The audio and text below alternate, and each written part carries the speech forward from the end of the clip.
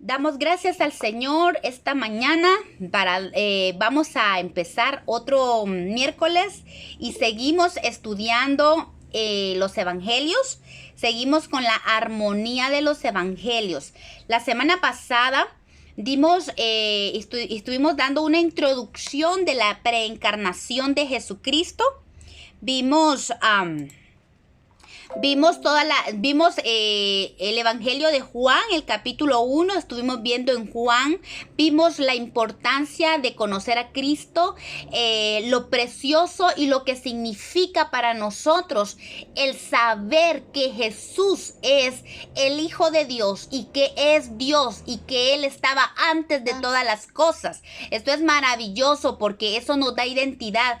Y saben que como hijos de Dios, como cristianos, tenemos responsabilidad de conocer y de dar, ¿cómo se dice esto? Testimonio, y de poder defender lo que nosotros creemos, defender nuestra fe, combatir muchas veces. Tal vez no se trata de llegar a discusiones vanas, como dice el apóstol Pablo, pero sí que nosotros sepamos las bases bíblicas de quién es Jesús y cómo respaldar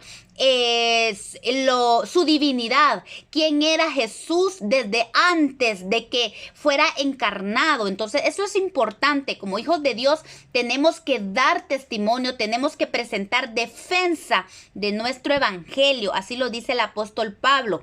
Y vimos también la importancia de cómo Jesús vino a mostrarnos a un Padre, no vino a mostrarnos a un Dios temible como fue conocido en el Antiguo Testamento, ¿verdad? Era conocido como Jehová, el Jehová de los ejércitos, el que dirigía a los escuadrones de Israel. Fue conocido como un Dios temible, fuerte en batalla, pero también celoso, con la ley, ¿verdad? Bien firme. Y entonces Jesús, aunque en el Antiguo Testamento el Padre quiso darse a conocer al pueblo de Israel, cuando vimos que cuando en el Sinaí Él se quiso presentar y Él quiso tener relación con el pueblo, mas el pueblo no quiso, y le dijeron a Moisés que Él hablara con Dios y luego que les pasara el mensaje. Pues desde el principio el deseo del Padre era darse a conocer de esa manera.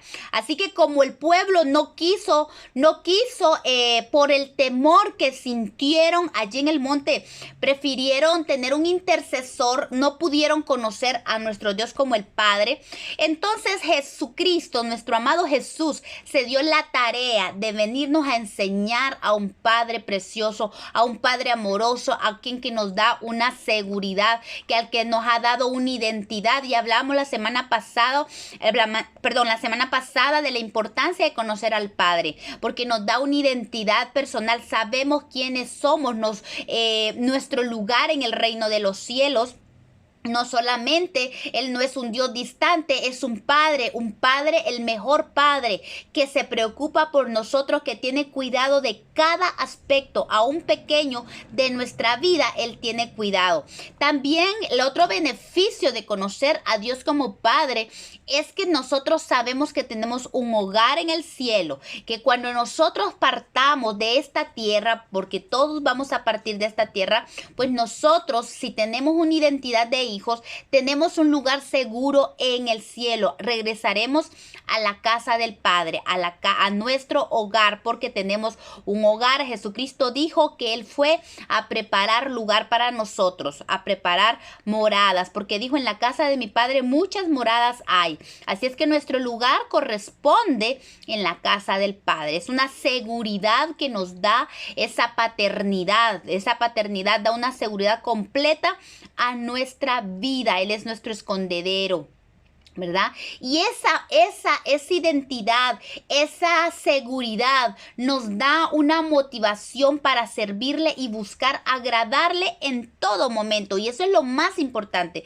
que nosotros aprendamos a agradar a Dios, agradarlo en todo lo que hagamos. Hablábamos, aún en lo secreto, cuando estamos solos, lo que pensamos, lo que escuchamos, lo que hablamos, lo que miramos, lo que hacemos, todo tenemos que hacerlo para agradar a nuestro Padre que nos ama. de una manera extraordinaria, aprendiendo de nuestro amado Jesús, que Jesús aún decía, mi comida es hacer la voluntad del Padre y terminar su obra. Que nosotros podamos decir de esa misma manera, que nuestra comida, aún nuestra dieta, que nosotros vivimos para hacer la voluntad del Padre, y no solo hacer la voluntad del Padre, sino terminar la obra. En otras palabras, que nosotros podamos cumplir el propósito por el cual nacimos, que nosotros podamos alcanzar el propósito.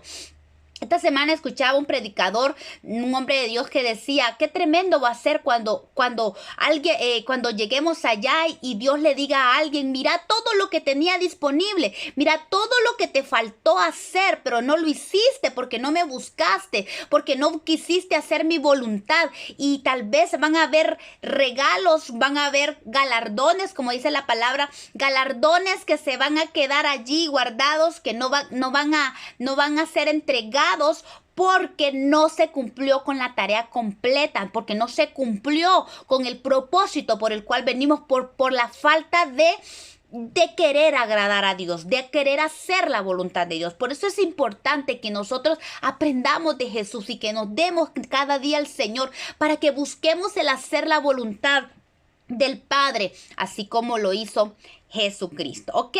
Entonces estábamos viendo en esta parte introductoria que vimos no solamente la introducción que hace Lucas, ¿verdad? Vimos la introducción de Lucas, aquí está la introducción de Lucas, vimos luego el estado de la preencarnación de Cristo, y hoy vamos a cubrir la genealogía de Cristo. Pero como en estas genealogías, por lo general, muchas personas pasan de largo, pero hemos visto que hay riquezas maravillosas y hay unas verdades hermosas que podemos sacar de estas genealogías.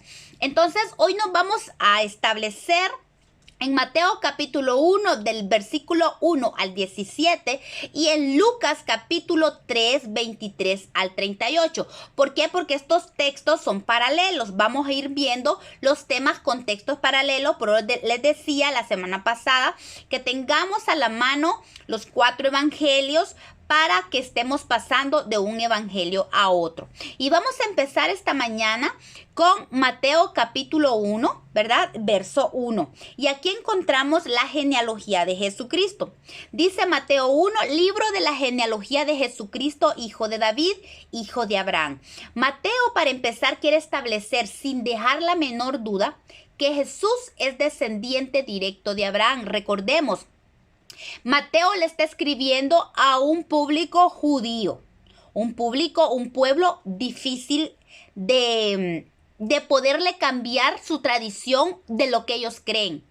Entonces, Mateo establece, para no dejar duda, que Jesús es descendiente directo de David y de Abraham. De Abraham por ser el padre de la fe. Y Abraham, recuerden que para ellos Abraham es lo más importante, es el padre de la fe, es su padre, el primero que le creyó a Dios, y para nosotros también. Pero para los judíos en ese entonces, hablar de Abraham era algo seguro, o sea, Abraham era demasiado importante para ellos. Entonces Mateo viene y deja claro que Jesús es la simiente prometida a Abraham, y eso lo encontramos en Génesis 22, 18, donde dice, en tu simiente serán benditas todas las naciones de la tierra, por cuanto obedeciste a mi voz. Esa cita habla de la simiente de Abraham, y cuando la palabra de Dios habla en esa cita de la simiente que serán benditas todas las naciones de la tierra, en cierta manera se está hablando de Isaac, pero el verdadero significado estaba en la simiente, que es Jesucristo, en tu simiente, en Jesucristo, que es la simiente de Abraham, por el cual ha venido la bendición a todas las naciones, no por Isaac. Por Isaac no vino la bendición a todas las naciones, y aquí es donde se establece la diferencia entre Isaac y Jesucristo, para determinar que la simiente a la cual se está refiriendo este verso de Génesis 22, 18 es de Jesucristo, porque es en Jesucristo y por su obra redentora en la cruz que todas las naciones de la tierra han sido benditas. Entonces aquí se establece que Jesús, Mateo está estableciendo, para no dejar duda, que Jesús es descendiente de Abraham. También dejó claro que era hijo de David, lo cual lo repite varias veces a lo largo del Evangelio. Y aquí tengo varias citas donde se dice que Jesús es el hijo de David. Lo encontramos en Mateo 9:27, en el 12:23, en el 15:22, en el 20:30, en el 21:9 y 15 de Mateo. Y dice, para enfatizarles esto, Mateo 12:23 dice, y toda la gente estaba atónita y decía, ¿será este aquel hijo de David? Jesús mismo dejó claro que era descendiente de David, sino que también era su Señor. Vemos cómo en Mateo 12:23, la gente hablaba y decía de Jesús, ¿será que aquel, el hijo de David prometido? Porque recuerden que también a David, el Señor le prometió un hijo que iba a estar en el trono perpetuamente. Entonces ellos sabían que el Mesías iba a ser descendiente de David. Entonces, en varias de estas citas, Jesús deja bien claro que él es descendiente de David. Y en Mateo 22:41, incluso él resalta que él era su Señor, era Señor de David. Mateo 21:41 al 45 dice, y estando juntos los fariseos, Jesús les preguntó diciendo, ¿qué pensáis del Cristo? ¿De quién es hijo? Le dijeron, de David.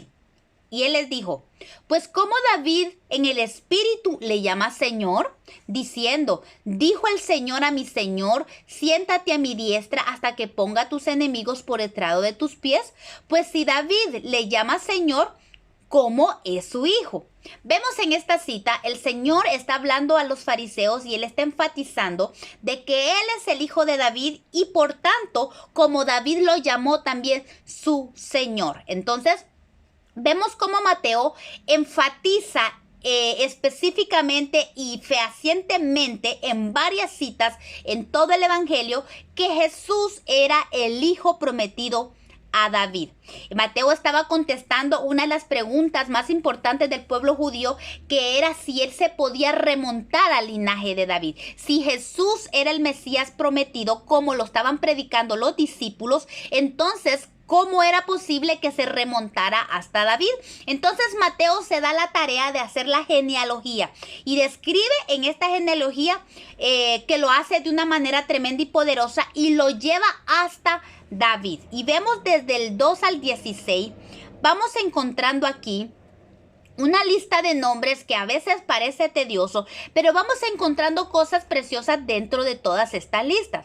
Dice, Abraham engendró a Isaac, Isaac a Jacob, Jacob a Judá y a sus hermanos. Judá engendró a Tamar, de Tamar a Fares y a Sara. Fares a Esrón, Esrón a Arán, Arán engendró a Aminadab, Aminadab a Naasón, Naasón a Salmón, Salmón engendró de Rahab a Booz, Booz engendró de Ruth a Obed, Obed a Isaí, Isaí engendró al rey David, el rey David engendró a Salomón, de la que fue mujer Urías. Salomón engendró a Roboán, Roboán a Abías, Abías a Asa, Asa engendró a Josafat, Josafat a Jorán y Jorán a Usías. Usías engendró a Jotán, Jotán a Acaz y Acaz a Ezequías. Ezequías engendró a Manasés, Manasés a Amón y Amón a Josías. Josías engendró a Jeconías y a sus hermanos en el tiempo de la deportación a Babilonia. Dice, después de la deportación de Babilonia, Jeconías engendró a Salatiel y Salatiel a Zorobabel. Zorobabel engendró a Abiud a Eliakim, Eliakim a Azor. Azor engendró a Sadoc, Sadoc a Aquín y Aquín a Eliub. Eliub engendró a Eleazar, Eleazar a Matán, Matán a Jacob y Jacob engendró a José, marido de María, de la cual nació Jesús llamado el Cristo. Vemos que dice, de manera que de todas las generaciones desde Abraham hasta David son 14.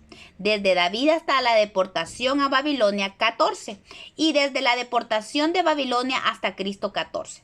Vemos cómo Mateo detalla 3 grupos de 14 generaciones. Y en la numerología bíblica, el número 3 habla de divinidad. El número 14 es simbolizado por 2 por 7. 2 habla de testimonio y 7 de perfección. Con esto, Mateo estaba declarando primero la divinidad de Cristo como Dios, y que vino a dar fiel cumplimiento a las profecías de la ley o del testimonio, y que Jesús era el Cordero perfecto, sin mancha, para la redención completa de Dios. Esta es ¿cómo se dice? Una adaptación de lo que significa el hecho de que Mateo haya agrupado en ha hecho 3 grupos de 14 generaciones. Hay una verdad implícita en esa numerología. Entonces, recordemos que Mateo está hablando a un grupo judío. Entonces, los judíos, para ellos era muy importante los padres de cada uno, porque del padre venía la identidad de cada hijo. Hay un pequeño texto aquí que lo tomé de la Biblia Plenitud, que dice: Mateo sigue el sistema legal judío al dar la genealogía del padre de Jesús. Aunque José no era padre solo por adopción, Mateo perseguía un doble objetivo al incluir en esta genealogía.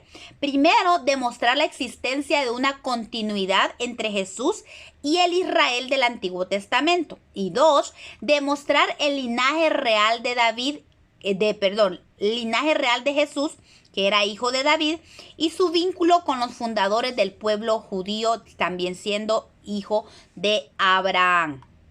Entonces, vemos cómo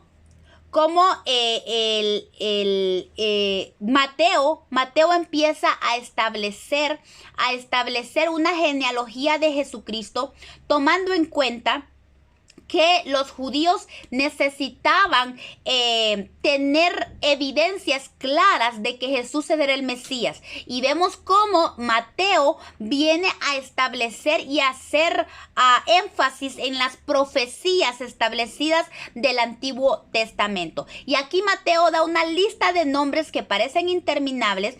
Fíjense que yo me di a la tarea de buscar todos estos descendientes del Señor Jesús en la lista de reyes de Israel, y me di cuenta que hay muchos reyes en la genealogía de Jesucristo que fueron cortados de la genealogía. Muchos por su falta, por ser reyes paganos, fueron cortados. Su castigo fue ser cortado de la genealogía de Jesucristo. No son nombrados. Si ustedes se dan cuenta y buscan la lista de los reyes de Judá, hay muchos reyes que hacen falta. ¿Por qué? Porque fueron demasiado paganos, demasiado malos, grotescos, y tuvieron madres que no les enseñaron el camino del Señor, sino que fueron mujeres impías que les enseñaron maldad a sus hijos, y por tanto estos fueron cortados de la genealogía de Jesús. Y más adelante vamos a ver puntos específicos de estas genealogías. Ahora quiero que nos enfoquemos en Lucas capítulo 3, verso 23. Dice: Jesús mismo, al comenzar su ministerio, era de como 30 años. Hijo, según se creía, de José, hijo de Leví. Voy a parar aquí. Lucas primero establece que la edad de Jesucristo al empezar su ministerio era de 30 años.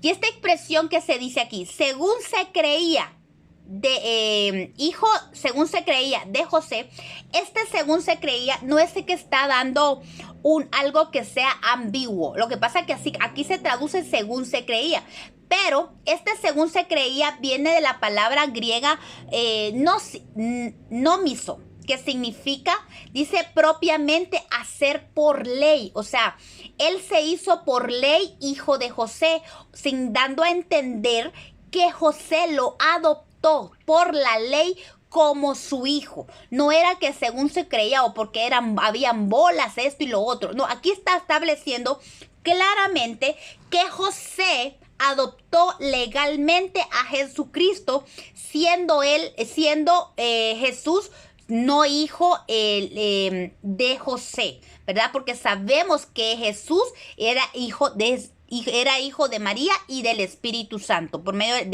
del Padre, por medio del Espíritu Santo. ¿Verdad?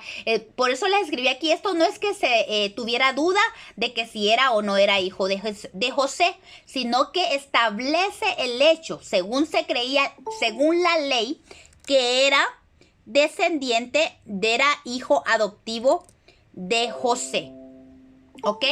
Este Elí que se menciona aquí, este Elí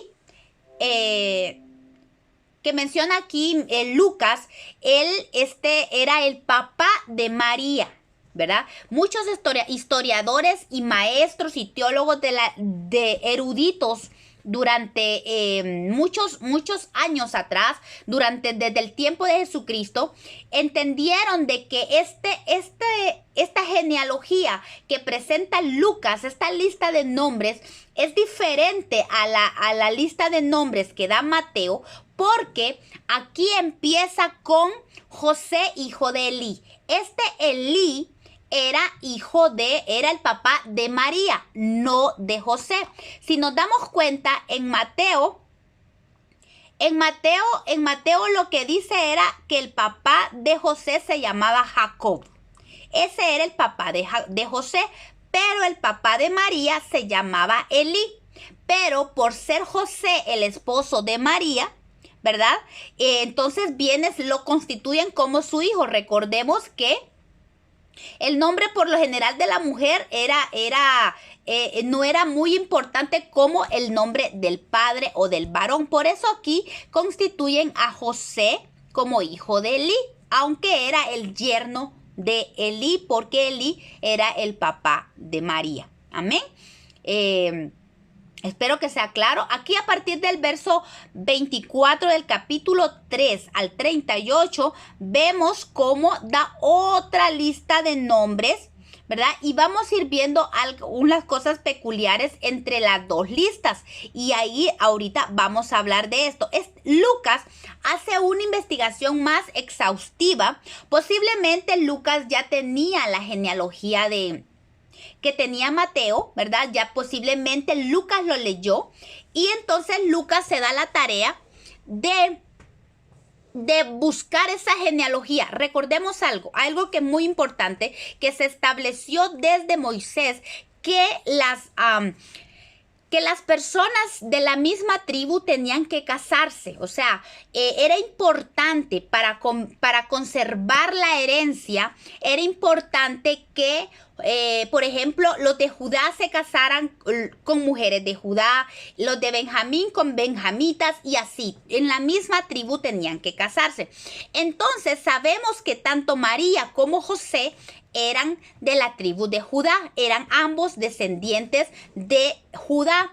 Entonces Lucas se da la tarea a investigar por el lado de María para ver hasta dónde llegaba. Y vemos que Lucas, siendo un hombre estudiado, un historiador excelente, vemos que él lleva su genealogía, parte de María, del padre de María, y pasa por Zorobabel, al igual que lo hace Lucas, pasa por Zorobabel, llega hasta el rey David y sube hasta Adán y establece, por último dice, hijo de Adán, hijo de Dios, ¿verdad? Ambas genealogías establecen, primero, que José era el padre adoptivo de Jesús, pero dejan bien claro que era tanto el hijo de Abraham como el heredero del trono de David. Y Lucas enfatiza que Jesús es la simiente de la mujer que aplastaría la cabeza de la serpiente, ya que lo remonta hasta el linaje de Adán y hasta Dios. Génesis capítulo 3 verso 15 dice: y pondré enemistad entre ti y la mujer, y entre tu simiente y la simiente tuya. Esta te herirá en la cabeza y tú le herirás el calcañal. Vemos entonces aquí cómo se ve aquí bien establecido que la simiente a la que el Señor estaba hablando en este momento aquí, cuando habla la serpiente, ¿verdad? cuando viene y le dice, y pondré enemistad entre ti y la serpiente, y entre tu simiente y la simiente suya. Cuando habla de la simiente de la mujer, está hablando también, estableciendo que está hablando de Jesucristo. Así como Lucas establece la simiente de Abraham, era Jesucristo, aquí también se establece que la simiente de Eva está hablando de Jesucristo, por lo que deja claro que era hijo de Dios también. Siendo descendiente Jesús del primer Adán, pudo tomar la iniquidad que éste trajo a la creación y a la humanidad completa. Siendo Jesús el postrer Adán, él vino a erradicar el pecado en su muerte. Primera de Corintios 15:45 dice, así también está escrito, fue hecho el primer hombre Adán, alma viviente, y el postrer Adán, espíritu vivificante. Y esta palabra postrer es muy importante. Es una palabra griega que significa eschatos, en el sentido de continuidad, de más lejos, el final, como siendo el último, el final de algo, de una continuidad. Postrero, el último, el final. Entonces, muy importante que yo quería aclaremos algo y tengamos presente eso. Jesús no es el segundo Adán. Muchos hablan de que Jesús es el segundo Adán. No es el segundo Adán. Jesús es el postrer Adán. Estamos hablando de que aquí lo que está hablando es que es el último que vino a nacer de una, ¿qué se puede decir? Siendo Jesús el postrer Adán, el último, él vino a tomar, él era el último hombre en el cual de ahí iba a terminar, iba a dar fin al pecado que había abierto Adán, el primer Adán. Él es el último Adán y él viene y ahí topó el pecado. Allí no pudo entrar el pecado. Él, como el postrer Adán, alma vivifica, espíritu vivificante, dice, él tomó en sí toda la iniquidad y todo el pecado que había entrado por el primer Adán, siendo él el postrer Adán, él lo tomó porque el pecado no pudo entrar en él. Él tomó el pecado, él se hizo pecado, él tomó el pecado para dar fin. Siendo el postrer Adán, él terminaría el reinado del pecado y de la muerte. Aquí fue donde Jesús aplastó la cabeza de la serpiente antigua para darnos libertad y librarnos de la esclavitud del reino de Satanás. ¿Se dan cuenta qué importante? No es el segundo Adán, es el postrer Adán. Significa que con él se termina todo el reinado del pecado y de la maldad y de Satanás. Allí se terminó el reinado. Gálatas 5:1 dice, estad pues firmes en la libertad con que Cristo nos hizo libres y no estéis otra vez sujetos al yugo de la esclavitud. El apóstol Pablo nos habla de la importancia de entender que hemos sido libres del pecado porque Jesús vino a destruir completamente el reino de la muerte, del pecado, el reino de Satanás. La palabra de Dios dice que él lo humilló públicamente en la cruz del Calvario, triunfó sobre él y lo humilló a él y a todas las potestades fueron humillados allí en la cruz porque allí él absorbió el pecado, se hizo pecado, se hizo maldición por nosotros y murió nuestra muerte para que nosotros vivamos su vida. Él vino a darnos libertad. Por eso dice el apóstol Pablo que tenemos que tener presentes que Cristo ya nos libertó, que estemos firmes en esta verdad, que somos libres por lo que Cristo hizo en la cruz del Calvario y que no demos lugar al diablo, que no demos lugar a la carne, que no estemos sujetos al yugo de la esclavitud, porque cuando nosotros le damos lugar a la carne, a nuestros deleites, a nuestros deseos del corazón, entramos otra vez al yugo de esclavitud y el Señor ya murió, Él nos dio la libertad y por eso perdón, el apóstol Pablo, perdón, ay, perdón hermana. Ok, sigamos. Entonces el apóstol Pablo nos hace énfasis precisamente en esta verdad que Jesús hizo por nosotros, ¿verdad? Siendo él el postrer Adán. Por eso es llamado hijo de Adán, hijo de Dios, ¿ok? Entonces, en la genealogía que hace Mateo, encontramos algunas cosas interesantes. Comentaba con las hermanas que allí encontramos en esta lista 5 mujeres extraordinarias que obtuvieron la gracia delante de Dios para estar en esta lista de honra. A pesar de que la mujer no tenía un lugar entre los hombres judíos, estas bellas mujeres, ¿verdad? Ok, entonces les decía, en Mateo encontramos 5 mujeres que obtuvieron gracia delante de Dios. Miren que Mateo le está escribiendo a un mundo judío. Ya sabemos que en el mundo judío la mujer no tenía mucha relevancia, ¿verdad? Muy pocas mujeres por su carácter, por su fe, por su fuerza que Dios les dio, las encontramos en el Antiguo Testamento. Pero muy pocas mujeres resaltaron. Así es que aquí vemos a 5 mujeres que fueron extraordinarias, que no solo resaltaron en el Antiguo Testamento, sino que también obtuvieron un lugar en esta lista de la genealogía de Jesucristo. Vemos que pues todos fueron parte, todos salieron de mujer, ¿verdad? Toda esta lista de hombres que están aquí pues nacieron de una mujer, pero solo 5 de ellas, solo 5. Estamos viendo que Mateo hace 3 grupos de 17, imagínense cuántas mujeres caben allí. Mas sin embargo, solo 5 son nombradas en esta lista grandiosa. Estas mujeres tuvieron una honra preciosa delante de Dios, encontraron gracia. Y la primera mujer que encontramos es Tamar. Tamar fue una mujer cananea cuyo nombre significa palmera, significa justa y significa recta. Esta mujer era nuera de Judá, del hijo de Jacob.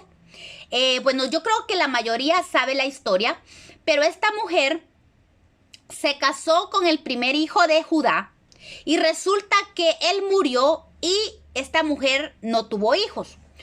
Como la ley se decía que tenía que darle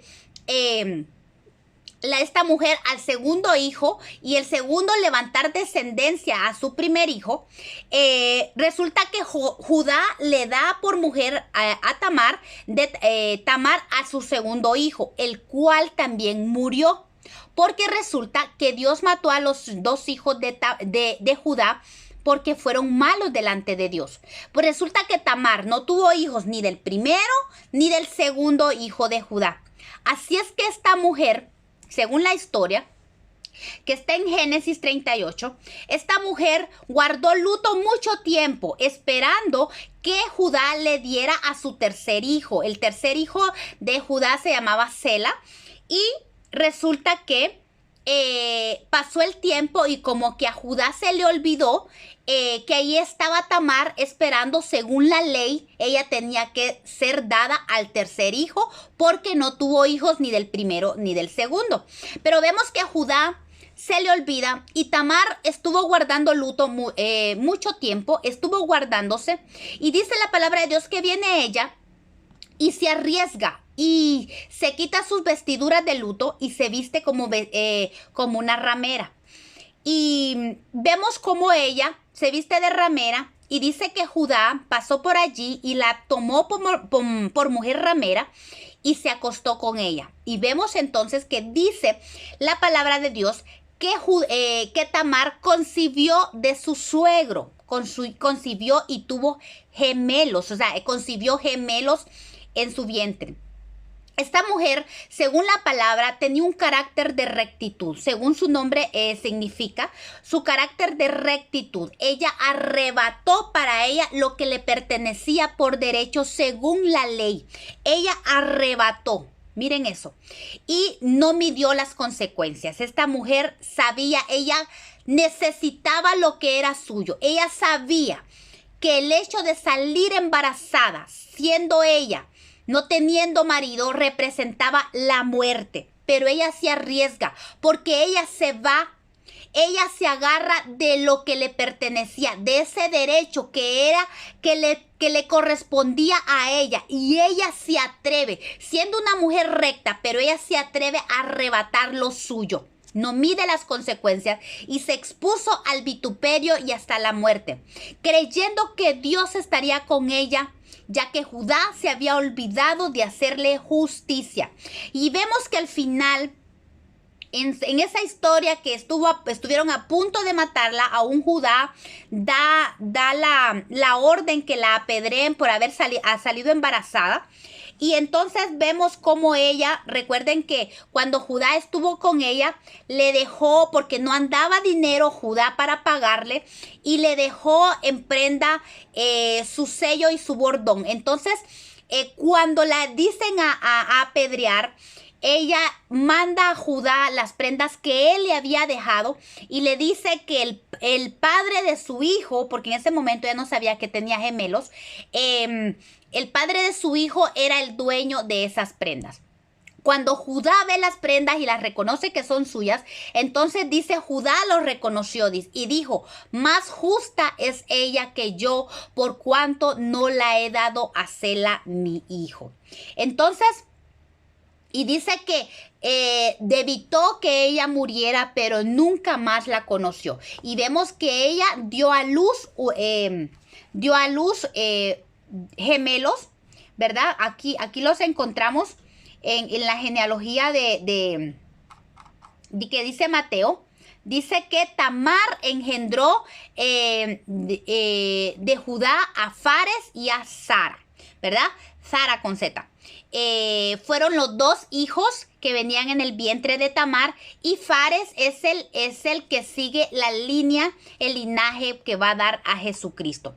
Entonces esta mujer era una mujer justa, era una mujer recta delante de Dios, y ella con su derecho, ella hizo lo que hizo y se le fue a pesar de que ella tal vez nosotros lo vemos ahora en nuestra realidad y dice, wow, se fue a acostar con el suegro, qué tremenda Tamar lo que hizo. Pero ella estaba haciendo uso de un derecho, algo que le correspondía, algo que era justo. Y ahí era Judá el que estaba actuando mal, el que no estaba siendo justo con ella.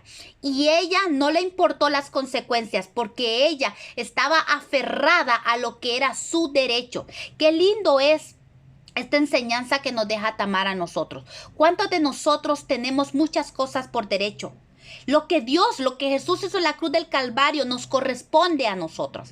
Entonces nosotros, hijos o hijas de Dios, tenemos que tomar ese derecho que Jesús nos dio en la cruz del Calvario, esa libertad incluso de enfermedades, de maldiciones, la libertad del pecado, esa libertad que tenemos en Cristo. Tenemos que ser como Tamar y arrebatar.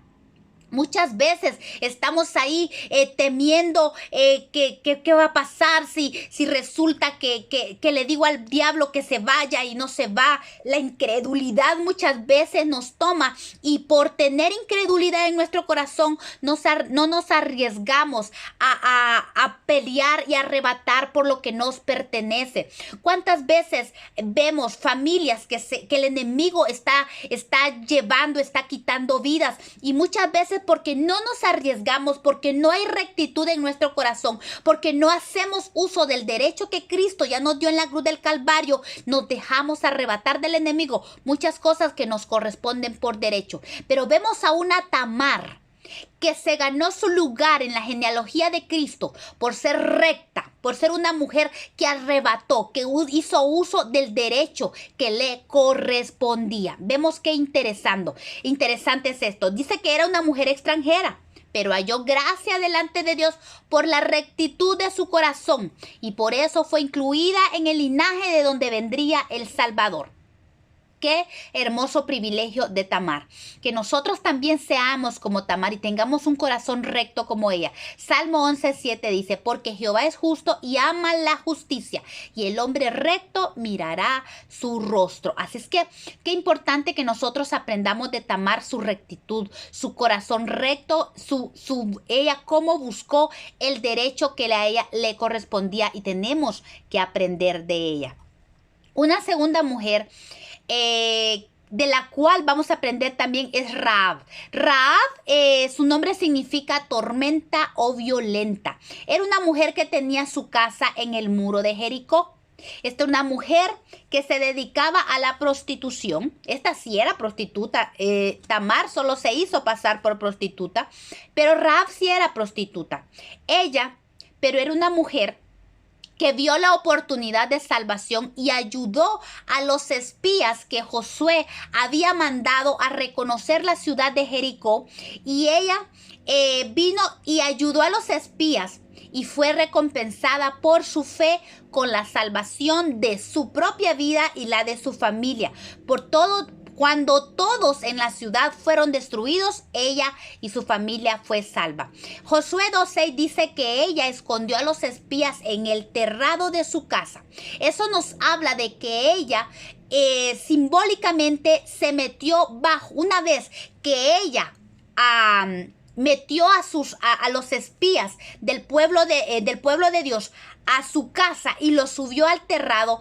Ella se metió bajo la autoridad ya de Cristo, la autoridad de Dios, porque ella se hizo al pueblo de Dios y luego dice que los escondió en los manojos de lino. El lino representa la justicia de Cristo. Ella apeló a esa justicia para su salvación. Ella no miró su condición, ella no miró que era una prostituta, era una mujer rechazada de la sociedad, pero su carácter, que era como una tormenta, no dejó que el temor que había caído sobre Jericó llenara su corazón. Más bien, ella llenó su corazón de fe, creyó en el Dios del cual había escuchado. Yo me imagino, siendo una mujer que tenía su casa allí en la entrada de Jericó, en el muro, muchos viajeros pasaban por ahí. Recordemos, ella daba servicio a muchos viajeros y ella escuchaba.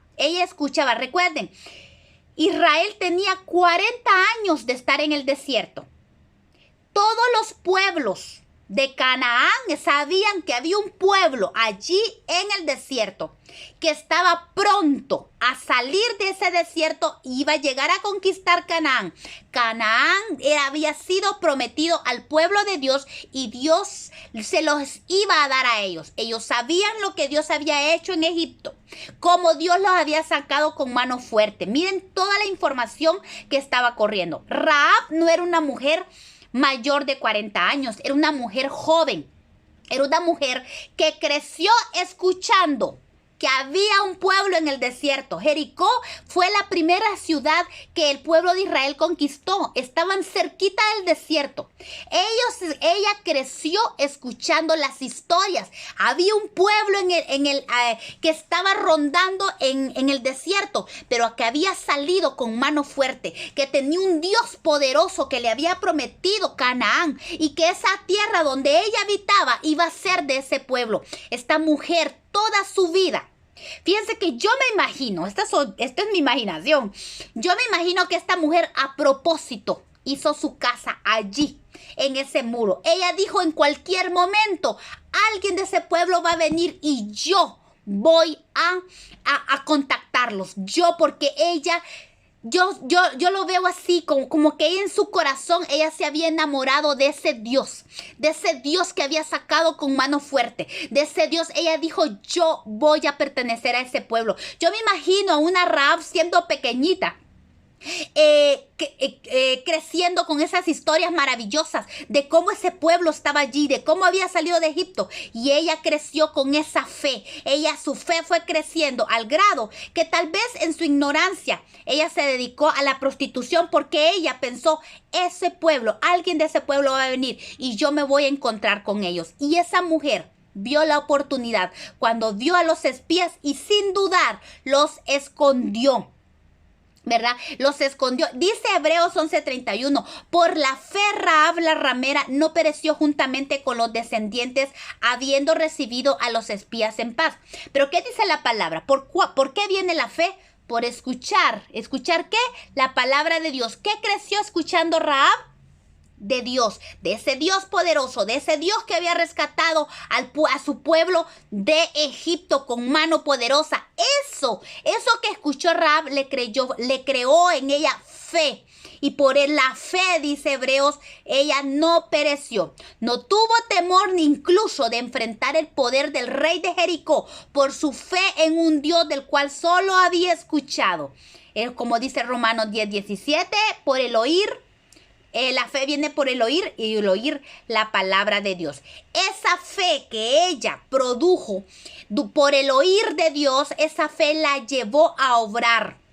Por eso Santiago, capítulo 3, 24 y 25 nos habla de que el hombre es justificado no solo por las obras, sino por las obras que vienen por la fe. Así también Rahab la ramera no fue justificada por las obras cuando recibió a los mensajeros y los envió por otro camino. Vemos pues entonces que la fe de Rahab la hizo obrar en fe. Habacuc 2:4 dice, mas el justo por la fe vivirá. Y vemos que esta mujer vivió por la fe, así es que la fe la hizo a ella justa. Recordemos que ella apeló a la justicia de Cristo. Y vemos lo lindo, porque fue una mujer que fue restaurada dentro del pueblo de Dios, se casó con Salmón, del cual cuando ellos fueron los padres de Booz, ¿verdad? Que fue luego el esposo de Ruth, fue el antepasado de David. Qué lindo, porque en el Señor hay restauración. Vemos a esta mujer restaurada por la fe del oír de ese Dios maravilloso. La tercera mujer que encontramos aquí es Ruth. Ruth significa amiga, compañera o prójimo. Viene de la raíz Ra, que también significa apacentar un rebaño. Ella era mujer de Malón, hijo de Elimelech y Noemí, la cual conoció en Moab, donde quedaron viudas ella y su suegra, por lo que regresaron a Belén. Ruth era una mujer moabita. Ruth es un símbolo precioso de la iglesia gentil. Booz representa a nuestro Señor, que la toma y la desposa convirtiéndola en su esposa, ¿verdad? Es una figura preciosa Ruth. Ruth nos da una gran enseñanza con su carácter. Logró con amor cambiar el carácter amargo de su suegra. Su fidelidad se hace evidente hacia Noemí y hacia Dios. En Ruth 1, versos 16 y 17 dice, respondió Ruth, no me ruegues que te deje y me aparte de ti, porque a donde quiera que tú fueres, iré yo, y donde quiera que vivieres, viviré. Tu pueblo será mi pueblo y tu Dios será mi Dios. Donde tú murieres, moriré yo, y allí seré sepultada. Así me haga Jehová, y aún me añada que solo la muerte hará separación entre nosotras dos. Vemos un carácter maravilloso de una mujer llena de amor, llena de un carisma extraordinario, que transformó el corazón de su suegra. Su testimonio de humildad incluso llegó a oídos de Booz mientras estaba allá, cuando regresaron a Belén, cuando ella andaba espigando en los campos, y él la bendijo y le da provisión. Cuando se dio el tiempo de la cebada, Noemí le da instrucciones a Ruth para que fuera a Booz. Ruth hace oídos de la enseñanza de Noemí, que es una figura preciosa del Espíritu, ¿verdad? Porque Noemí le da instrucciones a Ruth de lo que tiene que hacer para llegar a Booz. Y vemos ahí en Ruth capítulo 3, verso del 3 al 4, como le dice Noemí a Ruth, te lavarás, te ungirás, te vestirás y te darás a conocer. Todo esto nos habla y luego le dice, y por último le dice, te vas a acostar a sus pies, ¿verdad? Todo esto nos habla de lo que la iglesia debe hacer para con su amado Jesucristo. Es importante que como iglesia, como la próxima esposa del Cordero, nosotros nos lavemos, así como lo hizo Ruth, para presentarse delante de vos. Cuando nosotros seamos presentados delante de Jesucristo como esa novia, para ser la esposa de Jesucristo, Jesucristo, es necesario que nosotros estemos lavadas, estemos ungidos. Como iglesia, la iglesia tiene que estar lavada de todo pecado, sin mancha y sin arruga. Tiene que ser ungida por el Espíritu Santo. Es importante. Ninguna iglesia, ninguna novia de Cristo puede estar sin el ungimiento, sin el aceite fresco sobre su cabeza. Unge mi cabeza con aceite, dice el Salmo 23, mi copa está rebosando. Y además tiene que estar vestida de novia, vestida de Cristo, vestida de santidad, para darse a conocer a Cristo. Y muy importante, dice, le dijo Noemí a Ruth, acuéstate a sus pies. Esto nos habla de la actitud de humillación que la iglesia de Cristo debe tener para con su amado. Jesús se convirtió en la esposa de Booz, de los cuales nació Obed, y de Obed nació Isaí, y de Isaí nació el rey David. Esa es la tercera mujer. Ahora la cuarta mujer. Ahí sí que vamos rápido. El tiempo nos va avanzando. Pensé que íbamos a avanzar más, pero bueno.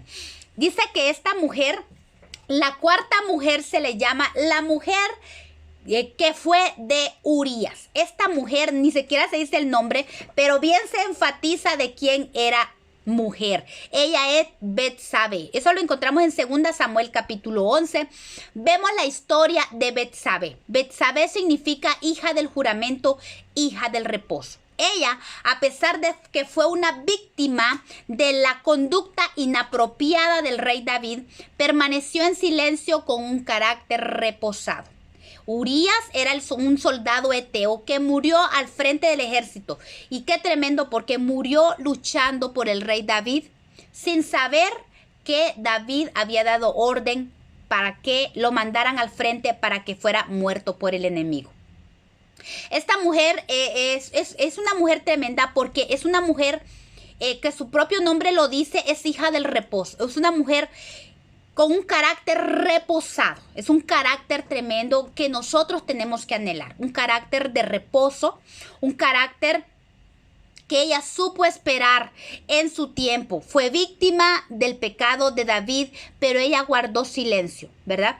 Pero ella arrebató promesas para su hijo Salomón en su obediencia. Fue una mujer obediente. En Primera de Reyes 1, del 13 al 31, vemos la historia cuando Adonías, el otro hijo de David, quería asumir el trono de su padre. Entonces dice que el profeta Natán aconseja a Betsabé para que le diga al rey que corone a Salomón. Vemos cómo Betsabé es obediente a Natán y corre al rey David y le dice que lo induce para que corone como rey a Salomón, según la promesa que Dios le había dado, que era Salomón su hijo, el que iba a sucederlo en el trono. Entonces vemos que fue una mujer obediente, una mujer reposada, una mujer que presenta el carácter que Cristo quiere que nosotros como su iglesia tengamos, porque el Señor habla en Hebreos que entremos una vez en su reposo, y lo sigue hablando muchas veces y nos anima a que entremos en su reposo, porque el que dice que entre en el reposo, reposa de todas sus obras. Sabiendo que Jesús lo hizo todo en la cruz del Calvario, nosotros, su iglesia, tenemos que aprender a reposar en el Señor. Si nosotros aprendiéramos a reposar en el Señor, yo creo que hubieran menos pueblo sufriendo de enfermedades nerviosas, de muchas enfermedades que vienen a raíz de las preocupaciones.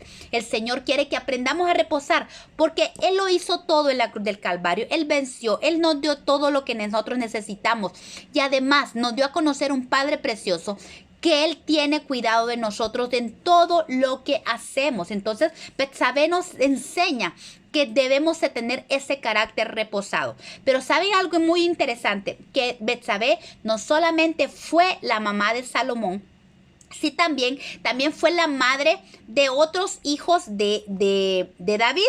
También fue fue madre de Natán, otro hijo de David, que fue el de la otra descendencia para María. De Salomón sale la descendencia para José, pero de Natán, el otro hijo de Betsabé, sale la descendencia para María. Entonces vemos qué importante fue Betsabé, cómo se ganó el corazón de Dios esta mujer, que increíblemente tanto José como María descienden de ella. Miren qué importante. ¿Cuántas mujeres tuvo David? Muchas. Y todas le dieron hijos. Pero de Betsabé nacieron los dos hijos de donde saldría María y también saldría José. Entonces, independientemente, si alguien diría, no, es que José no era el papá biológico de Jesucristo, pero María sí, y María era descendiente directa de David. Por lo tanto, ya sea por un linaje o por el otro, Jesucristo era descendiente directo del rey David. Y eso lo vemos en la Biblia Jerusalén. En Primera de Crónicas 3:5 dice, y estos son los que le nacieron en Jerusalén, hablando de los hijos de David: Simá, Sobab, Natán, Salomón, los 4 hijos de Batsúa, hijo de Azmiel. Esta aquí Batsúa es la misma Betsabé. Entonces, estos 4 hijos le nacieron de Betsabé. Entonces, vemos la importancia que tuvo esta mujer delante de Dios. No solo Salomón fue su hijo, sino también Natán, de donde salió María. Fue una excelente madre que, de acuerdo a Proverbios 4:3, el mismo Salomón dice, porque yo también fui hijo de mi padre, delicado y único delante de mi madre. Muchos creerán que Salomón fue hijo único. No, tuvo 4 hijos Betsabé, pero fue Salomón el que fue designado para tomar el reino de su padre, ¿ok? Entonces, la 4ª mujer. Ahora vemos la 5ª mujer, que es María. María también se traduce como Miriam. Miriam tiene un significado, un origen tremendo, porque significa fuerte y también significa rebelión. Pero dice que se fue adaptando su nombre del hebreo al griego y se convirtió en Mirt, que significa la amada. O sea, María significa la amada, Miriam significa rebelión. Entonces, ese fue dándose una adaptación de su nombre, que vemos cómo un nombre de rebelión puede transformarse, cómo Dios puede transformar un trasfondo de rebelión en un trasfondo de un trasfondo de rebelión viene a ser ahora un nombre que se llama la amada o favorecida. Al igual que María, dice que María era descendiente de David, pues nosotros también tenemos que entender. Ahorita yo les dije que María también era descendiente de David, que es descendiente de Natán, del otro hijo de David. Pues María nos enseña que así como ella fue descendiente de David, nosotros también somos descendientes de David por medio de nuestro Señor Jesucristo. Gálatas 3:29 dice, si vosotros sois de Cristo, ciertamente linaje de Abraham sois y herederos según la promesa. Nosotros también somos constituidos hijos de Abraham, del linaje de Abraham y herederos de la promesa. Vemos cómo María fue favorecida y fue bendecida por Dios entre todas las mujeres de la tierra. Ella, siendo la mujer número 5 de esta lista, recibió la gracia de Dios sobre ella para ser la madre de Jesús, el Hijo de Dios. Fue llamada bienaventurada por creer. Eso lo dice en Lucas 1:45, lo cual es fundamental para que se cumpliera la promesa. Si María no hubiera creído lo que el ángel le dijo, nunca se hubiera cumplido la promesa que se le hizo. Por eso es tan fundamental que nosotros creamos en las promesas que Dios nos da. Si nosotros creemos, las promesas se cumplirán en nuestra vida. Por eso es importante que sin fe, dice la palabra, es imposible agradar a Dios. Tenemos que creer. Por eso es importante que nosotros le pidamos al Espíritu que active en nosotros el don de fe. Es muy importante. Sin el don de fe en nosotros, es imposible que nosotros peleemos contra la incredulidad y que le creamos a Dios por las promesas que Dios nos ha dado. El Señor Jesús dijo, bienaventurados los que no vieron y creyeron. Así es que nosotros somos bienaventurados porque hemos creído en Jesucristo. Dice también en Lucas 1:35 que ella fue llena del Espíritu Santo. El apóstol Pablo nos invita a nosotros que seamos llenos del Espíritu Santo. ¿Y cómo dice? Hablando entre vosotros con salmos, con himnos, con cánticos espirituales, cantando y alabando al Señor en vuestros corazones, dando siempre gracias por todo al Dios y Padre en el nombre de nuestro Señor Jesucristo. Óigame. Qué interesante. Aquí este verso nos habla de la evidencia de una persona que está llena del Espíritu Santo. Pasa cantando, dice, hablando en salmos, con cánticos, con himnos espirituales, alabando al Señor y sobre todo, dando gracias en todo al Señor, en todo. ¿Será que un corazón que se queja, será que es evidencia que está lleno del Espíritu Santo? Pues no lo creo. Un corazón que pasa murmurando, la queja, Dios mío, todo eso. Eso nos aleja, eso entristece al Espíritu Santo. Un corazón amargado, un corazón lleno de ira, lleno de enojo. En Efesios habla, en Efesios 4 habla que dice que esas cosas entristecen al Espíritu Santo. La amargura, la ira, el enojo, la maledicencia, la malicia. Todas esas cosas, la gritería, todo eso entristece al Espíritu Santo. Pero vemos aquí el lado contrario, que cuando nosotros damos gracias a Dios en todo, eso significa que nosotros estamos llenos, es una evidencia de que estamos llenos del Espíritu Santo. Vemos que una mujer que profetizó del Señor es una mujer que nunca tomó un lugar que no le correspondía. Fue una mujer que entendió que se regocijaba en Dios su Salvador. Ella sabía que Dios era su Salvador. Ella era una mujer llena de humildad. Ella decía, se consideraba la sierva del Señor y reconoce la obra de Dios en su vida. Asumió las consecuencias. Es tremendo porque esta mujer es extraordinaria. María es extraordinaria. Ella asumió las consecuencias de obedecer a Dios. Y esa obediencia que ella hizo conllevaba muerte. ¿Por qué? Porque ella salió embarazada, estando desposada de José. Y vemos cómo eso conllevaba muerte. Entonces ella asumió las consecuencias porque decidió creerle y obedecer a Dios. Qué extraordinario. Qué ejemplo para nosotros. Una mujer sabia, una mujer que guardaba todas las cosas en su corazón, muy prudente. Ella todo lo guardaba, no en ella no había gritería ni andaba de chismosa. Era una mujer prudente, lo guardaba todo. Y a pesar de que vemos sus errores, vemos errores en ella, como que perdió a Jesús a los 12 años. Imagínense eso. Sabiendo ella que tenía en sus manos al Hijo de Dios y perderlo, ya me imagino el tremendo susto que se llevó tanto ella como José cuando perdieron a Jesús aquella vez en el templo.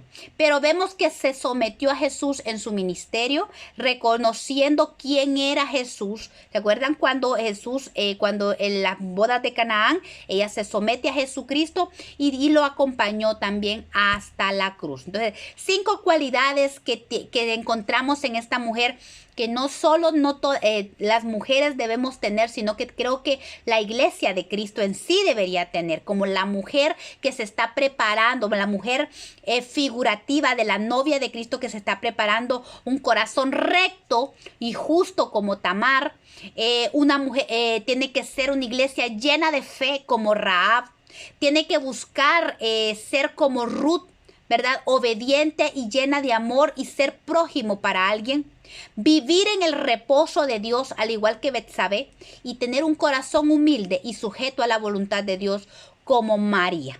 Qué linda enseñanza nos dan estas mujeres que aparecen en la genealogía de Jesucristo, que muchas veces las pasamos en alto. Y algo otras cositas que vemos interesantes en estas dos genealogías es que ambas genealogías, en la cintura, por decir así, de la lista, encontramos un nombre. Y este nombre nosotros ya lo conocemos, venimos de estudiar la restauración, y es a Zorobabel, hijo de Salatiel, ¿verdad? Este hombre resalta en las dos genealogías a la mitad. Este hombre fue un hombre extraordinario, que lideró el primer retorno del exilio a Jerusalén y fue el encargado de edificar el templo de Dios, un hombre poderoso de Dios. Y se relatan varias cosas a raíz de su nacimiento, porque se dice hijo de Salatiel, pero Primera de Crónicas dice que era hijo de Pedaías, que era hermano de Salatiel, así es que era sobrino de Salatiel. Pero ahí hay varios conceptos que hablan al respecto, pero lo que quiero enfatizarles aquí es esto. Miren, David y Betsabé tuvieron 2 hijos que fueron Salomón y Natán, y de ellos no sé, de alguna manera las 2 genealogías se juntan en Zorobabel y luego otra vez se abren las 2 líneas a dar a José y a María y Jesucristo. Y allí está nuestro Señor Jesucristo, ¿verdad? Siendo parte de esta genealogía, que es la razón por la cual nosotros hoy estamos estudiando este evangelio. Y gloria a Dios por lo que hemos estudiado esta mañana. Y la verdad que nos trae enseñanza a nosotros. Tenemos que aprender estas genealogías, estas mujeres, este hombre, Zorobabel también es un hombre que nos da, estudiamos en su momento su vida, sus cualidades, sus fortalezas. Pero lo más importante que tienen todas estas personas es que estuvieron dispuestos a hacer la obra de Dios. Y el Señor miró tanto sus corazones que se ganaron su lugar para estar en la genealogía de Jesucristo. Así es que la próxima semana vamos a seguir vamos a entrar con el anuncio del nacimiento de Jesucristo y vamos a ver también vamos a ver un poco de Elizabeth y el nacimiento de Juan el Bautista. Y estamos entrando ya en materia de lo que son estos evangelios. Pero vamos aprendiendo poco a poco. Vamos despacio, pero vamos aprendiendo. Qué maravillosa la palabra de Dios nos enseña. Aún cuando nosotros creemos que no hay enseñanza, hay unas enseñanzas maravillosas en las Escrituras. Por eso no podemos menospreciar nunca menospreciemos las Escrituras, porque todo verso parece, si nosotros lo aislamos, pareciera que no tiene significado. Por eso es importante que nosotros aprendamos a estudiar la palabra como un todo, con el contexto y el texto, para que podamos tener exactamente la revelación que Dios quiere darnos a nuestra vida. Así es que Dios les bendiga. Esto es todo por hoy y nos vemos la próxima semana, primeramente Dios, si el Señor lo permite. Amén.